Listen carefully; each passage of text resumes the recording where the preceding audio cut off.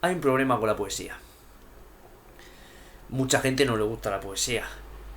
El otro día escuchaba a Ernesto Castro en una conferencia que tuvo junto a Elizabeth Duval decir que incluso las ventas de incluso los más exitosos poetas que te puedes encontrar en España no están vendiendo más de 2000 ejemplares, con suerte. La poesía no triunfa. Bueno, aquí con excepciones. Podríamos hablar de estos poetas de Instagram, esos poetas de la barra espaciadora, que se han aprovechado de un entorno en el que no es necesario saber de métrica, ni de verso, ni de estilos clásicos, etcétera. Pero claro, ¿qué pasa con la poesía? Yo voy a retrotraerme a mi propio gusto. De entre todos los libros que yo tengo, no te vas a encontrar casi ninguno de poesía. ¿Y por qué? Y soy una persona que ama la narrativa, ama los libros, ama los significados, pero la poesía tiene algo que me aburre. Y yo, claro, ¿qué pasa aquí? ¿Por qué me aburre la poesía? Pues yo creo que viene de lo que Max Weber diría que es ese proceso de desencantamiento del mundo y separación de las esferas. Para Max Weber, la modernización implica coger esferas de acción y de significado, que éstas se separen y que en ese separarse ellas se vuelven más racionales. Por ejemplo, un ejemplo muy fácil y que no tiene nada que ver con la poesía. La religión antes estaba mezclada con la política. El político no solo era alguien elegido conducir de una manera racional la polis, sino que era una figura religiosa. Para Max Weber es necesario separar eso, separar al religioso del político, para que ambas esferas adquieran su propia racionalidad, etcétera. ¿Qué pasa? Max Weber era un tipo muy listo y sabía que en esa separación de esferas, aunque se ganaba en racionalidad, se perdía en significado. ¿Por qué se perdía en significado? Muy fácil. No es lo mismo. Es mucho más carismático, mucho más poderoso que te domine un rey dios a que te domine el concejal del pueblo. Entonces, eso mismo pasó con la poesía. Aquí me inspiro en un texto que leí traducido, en una web que era muy buena, Mierda Cósmica se llamaba la web, está desaparecida ya, con Wayback Machine seguro que la encontráis. Era muy buena. Oye, se traducían textos heterodoxos muy, muy buenos. Uno de esos textos era de Rupert Sheldrake. Rupert Sheldrake es un bioquímico inglés que se volvió muy polémico porque tiene una teoría diferente de la evolución.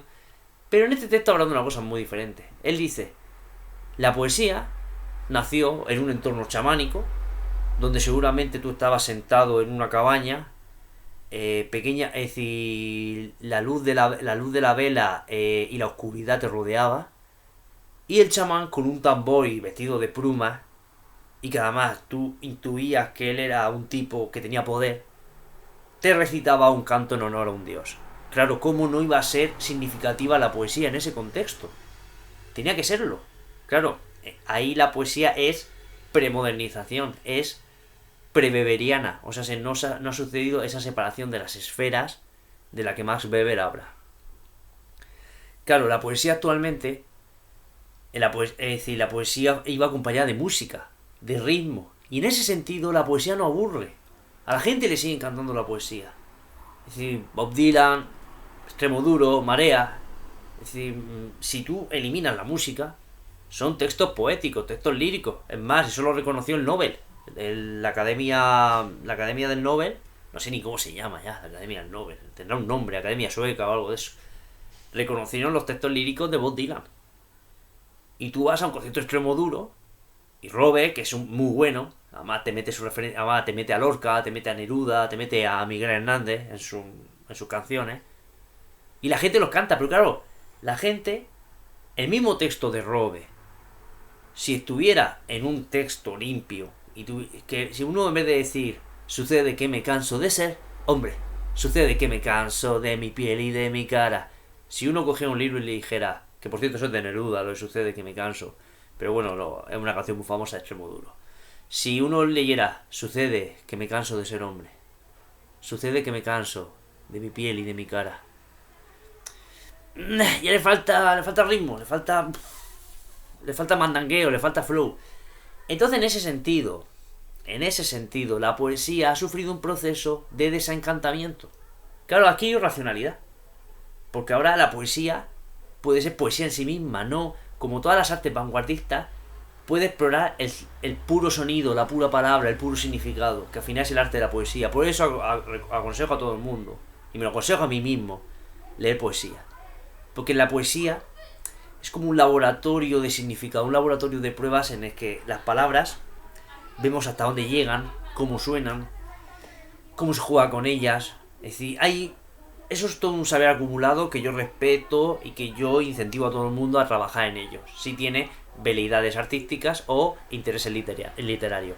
Pero al mismo tiempo, en toda evolución del pensamiento, tal como expuso Hegel, hay una dialéctica que se expresa como tesis, antítesis y síntesis. En este caso, tesis. La poesía es chamánica, mítica, está unida a rituales muy concretos y es irracional. O sea, si nadie trabaja el verso de manera separada. El verso es esclavo de cierta música, de cierto ritmo, de cierto dios, de cierta ritual y cierta religión. De repente llegamos a la modernidad. Bueno, por aquí han pasado muchas cosas que no vamos a detallar porque sería hacer una historia de la poesía que no podemos hacer en este vídeo. Lo siento. Llegamos a la poesía entendida modernamente. La poesía es donde el poeta se enfrenta al texto y donde expresa el significado de la manera más pura posible, sin reglas narrativas, sin reglas de ningún tipo. Él simplemente crea algo, es la creación más pura. Por eso mucha gente que es novelista y se gana la vida como novelista es en la poesía donde deja salir su genio. Sí, sé que el concepto de genio es romántico y tiene problemas, pero bueno, por mor de la explicación lo dejamos ahí. Entonces es necesario que lleguemos a la síntesis. En la síntesis hegeliana es donde la tesis y la antítesis se armonizan, donde las contradicciones de esos estadios anteriores de desarrollo desaparecen. Entonces está claro que un purismo poético está, es decir, en el fondo tiene mucho de gnosticismo, o sea, de odio al cuerpo, de no, la poesía pura solo tiene que ser yo sentado y mirando. Si la gente se está moviendo, si la gente está gritando, tirándose al suelo, tomando drogas al mismo tiempo, que es lo que sería un buen recital poético, mítico, mágico. No, eso no, porque es menos puro. ¿Y por qué menos puro? Porque cierta intelectualidad, y aún arrastramos un poquito de eso, viene del odio al cuerpo. Coño, es que el intelectual, lo primero que hace el intelectual es sentarse. No anda, no corre, no caza tigres. Es el problema.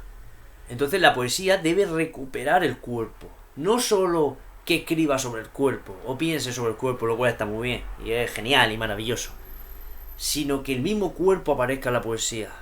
Eso lo explica Hacking Bay en Pasquines del caos ontológico.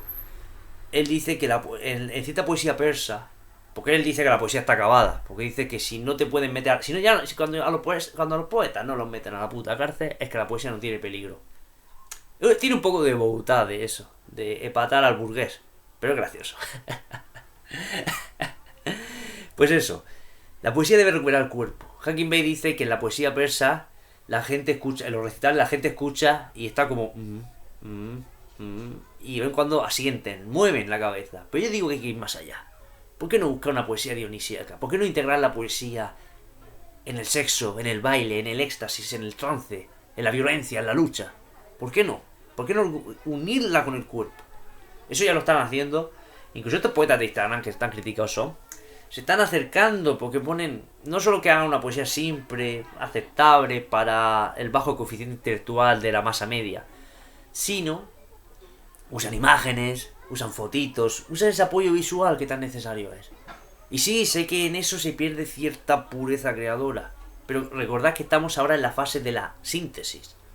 Es bueno que la antítesis uno se siente y cree de manera pura, limpia y formal.